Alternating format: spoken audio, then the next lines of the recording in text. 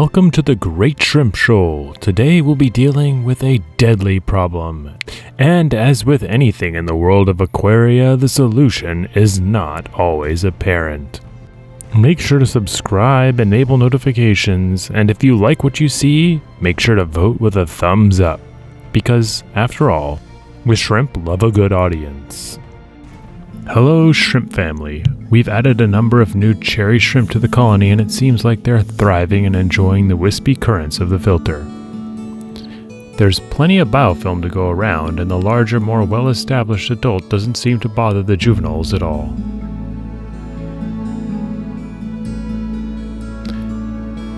This adult is the shrimp that I've had the longest, and she seems to be built like a tank. Watching her walk, you can see that she moves around as a single stable piece from the base of her tail all the way to her head. She's outlived the others in the tank for some good reason, and I can't quite figure out what that is.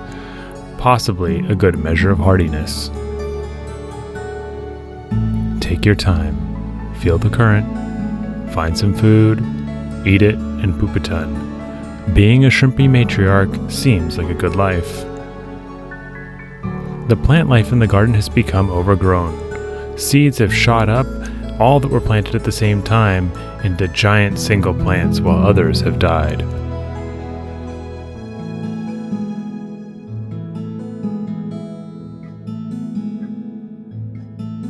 The leftover plants float like ghosts now, still green but slowly decaying until nothing is left but a shoot poking up out of the substrate or floating.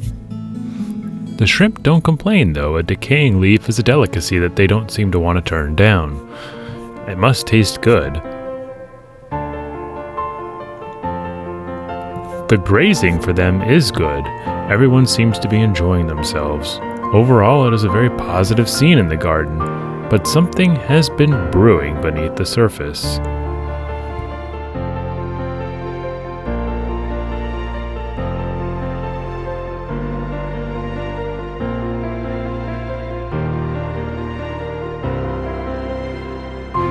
The day-to-day for these shrimp does change quite a bit, but there remains one constant: poop.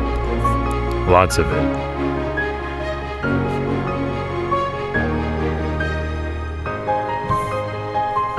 Now at this point I will admit I am still a novice. I've had a few shrimp die, but no mass die-offs yet, so I think my water and food are stable.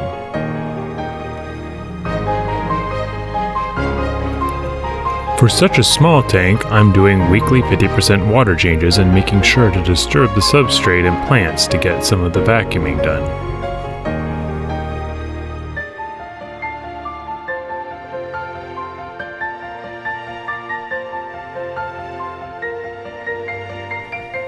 The tetra are fed a basic flake food, and the shrimp love to clean up after their messy eating. As far as I can tell, nothing goes to waste, despite there clearly being an abundance.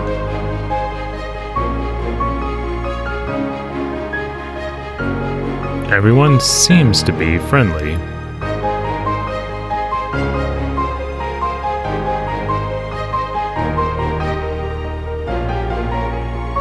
As the first night with the new colony members approaches, the ghost shrimp has been conspicuously absent, but then he's spotted out in the open grazing on top of the lantern.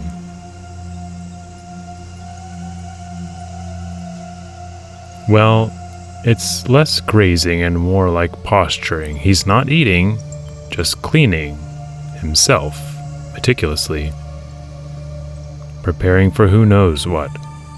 The thing is, with the ghost shrimp you can actually see what he's eaten. Basic plant matter in his stomach is a tan color, pure algae and other stuff, and it's a darker green. I've also seen it empty, or at least I think I have.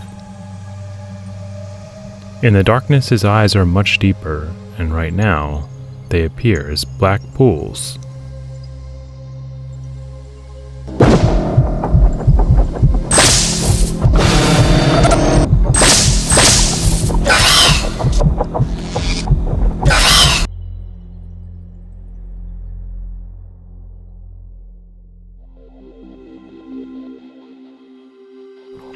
Sometime in the night, tragedy strikes the garden. Death is hard to take.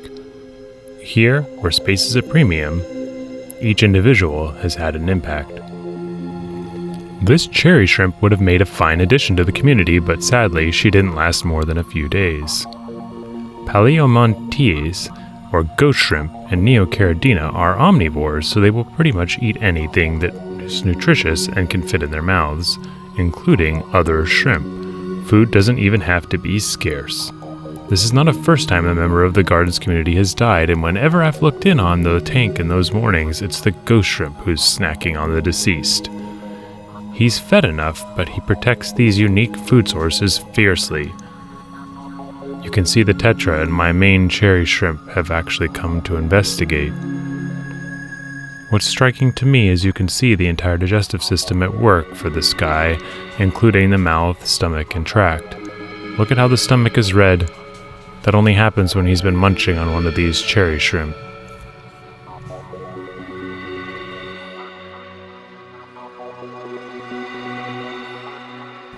I immediately shifted into trying to figure out what had happened so that I could prevent more shrimp deaths.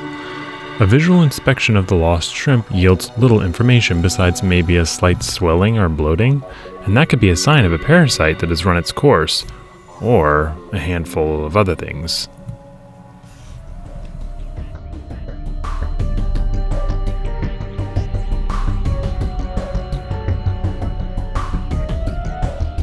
Oh wow, I've never seen the neon tetra this aggressive before.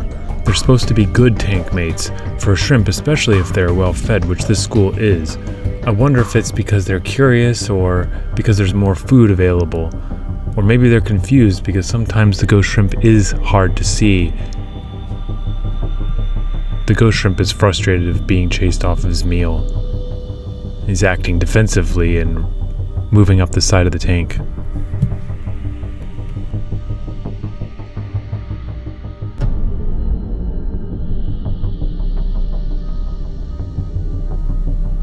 Water parameters are fine. There's a bunch of detritus and mulm at the bottom of the tank, but it's a planted tank, so I don't know if the lower water layers have different levels of nutrients and minerals. I don't honestly know what could have caused the death. Because of the size of the tank, I've kept water changes and a light vacuuming of the substrate up to at least once a week. I use filtered water, conditioners, to help manage any metals or minerals that are left after the filtration process. So why are the shrimp dying? Not enough filtration? Parasites? Disease? I didn't breed these shrimp, so maybe there's something else. Keeping a log of all the deaths shows me that they're all suffering very similar symptoms. They slow down, their movements become more infrequent, and then they just keel over one evening.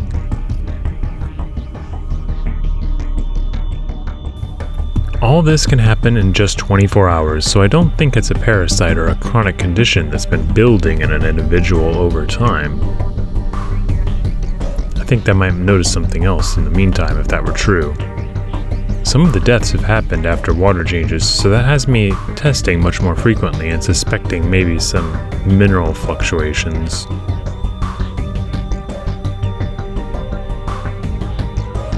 There's always osmotic shock and calcium deficiencies that could possibly cause something like this. I'll have to remove the dead shrimp soon because I don't want it to turn into a source for ammonia. If what killed it is transmissible, it could be putting the whole tank at risk the longer that I leave it in there. Even letting the ghost shrimp eat is a risk to its health.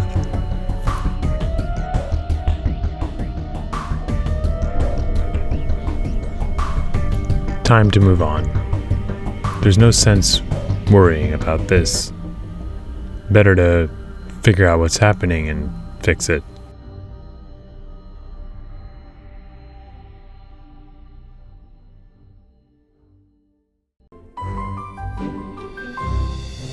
To be honest, there's nothing really sinister about this ghost shrimp. Besides the creepy loner factor, he's a model member of the community and a cleaner.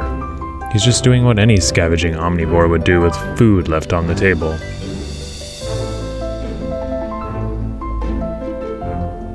And he's happy around the living.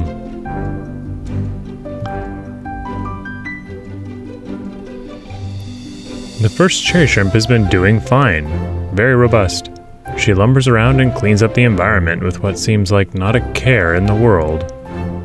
The ghost shrimp is also great. He's clean and sprightly and able to move around quickly. A master of the garden.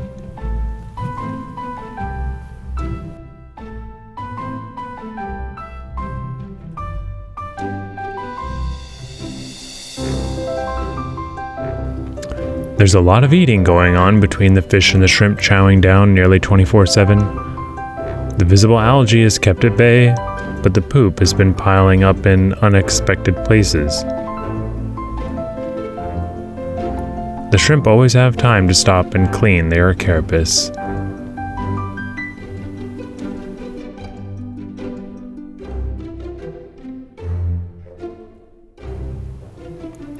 The bulb's plant's leaves provide great walkways for the shrimp to move around.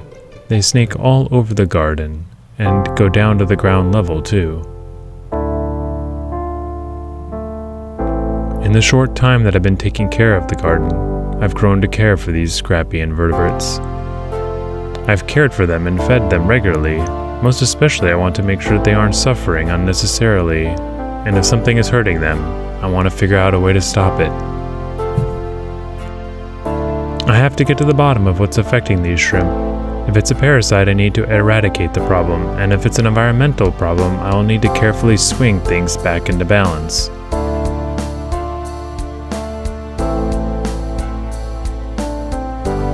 One constant: poop. Lots of it. Even when surrounded by death, these little monsters poop up quite a storm.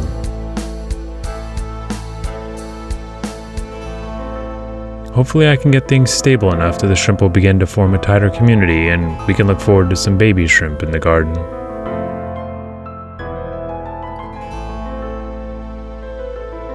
For today, I think we can wrap things up. It's time to turn out the lights and give the garden time to sleep. Too much energy and things can get even further out of control.